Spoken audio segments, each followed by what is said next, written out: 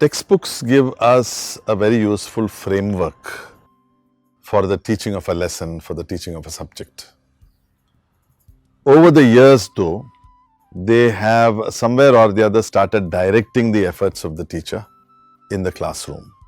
And that is not necessarily a good thing. We have the other element of assessment, which also has dictated the formation of the textbook itself. So there are many elements of the textbook that we use as a rubric for the assessment itself. And by virtue of this combination of the textbook and the assessment, many of the important things that need to be taught don't get taught in the classroom. If you look at really good teachers, and there are quite a few of them, you will find that they use the textbook in the way that it is supposed to be used, which is just as the framework, and that there's a lot of conversation, discussion, concepts that are actually happening in the classroom. And there is a lot of activity through which the discovery of whatever is the subject idea that needs to happen there is actually happening in the classroom. So, when you want to take certain examples like, for example, we learn how to find the LCM, the least common multiple of a set of three numbers or four numbers. If we do not actually look at the application of it, where is it applied, it is unlikely that I will even ever understand the concept of the LCM itself. So unless I also teach you that, how 1 by 2 plus 1 by 3, how critical LCM is to the answering of that sum, when I teach these in isolations, I may make the connection much later than I need to make it. There are so many different examples that one can take. When I teach you the very geometric figure of the structure of an atom, I must also be able to take you into the idea of the transition, that while that is a good representation, that is not exactly how an atom is. An atom is a very, very dynamic and moving space. Similarly, one has to look at the idea of, from there we can move to the idea of a solid, for example. Is a solid really packed material, or is it 99.9999% space? What is all the space inside the atom, and how do those atoms actually create the solid, and how do those solids actually still contain the vast amount of space that is embedded in the atom? If a child is actually taught to kind of make these transitions, there is a lot of excitement. When you say, okay, fine, where am I sitting? I'm sitting on a solid surface. How is it holding me if it is 99.999% space?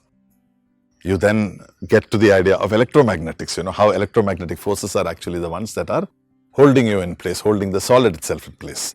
Then you can take this to how does this transform from a solid to a liquid to a gas. So there are many, many things that one can actually, that journey can be a very exciting journey as one moves from one to the other. A textbook, unfortunately, will always try to frame it in a very, very definitive way, which does not allow for this kind of a conversation, for this kind of discovery. When we learn the Pythagoras theorem, do we actually look at, what are the various ways in which we apply it? Another example is when we teach children geometry. The chapter in the textbook defines the shapes. We teach those shapes, we teach the structure. But at the same time, if we do not talk about the fact that in nature, there are no geometric shapes, that there is immense beauty in the shape of a rock, in the shape of a leaf, in the shape of a cloud, how do we actually associate the geometric shapes with the shapelessness? And how do we find beauty in both? We probably miss the idea of shapes themselves. These become very exciting when we are able to take it out of the textbook substantially, and a good teacher does this. Very specifically when we talk of language learning, and this is one of the places where the textbook is probably the least useful tool in the classroom. In fact, I go to the extent of saying that you can really throw the English textbook out of the classroom and you will realize that the English language learning is happening in a much better way. If you don't conform to its structure, but just have lots and lots of interesting communication, lots of storytelling in the classroom, much more language will be learnt in that same 40 minutes than if you go by the textbook. Because the textbook also linearizes a lot of things that should not be linear. It also takes away the idea of holistic learning, and it needs to go into a topic without necessarily crossing boundaries. A good teacher knows how to cross the boundaries. A good teacher knows how to make that idea holistic. A good teacher knows how to transition from a principle to the application. And the more that a teacher does this, the more that the teacher frees herself from the textbook, you will find that the classroom is not only a joyful place, it is also an extraordinarily efficient learning space.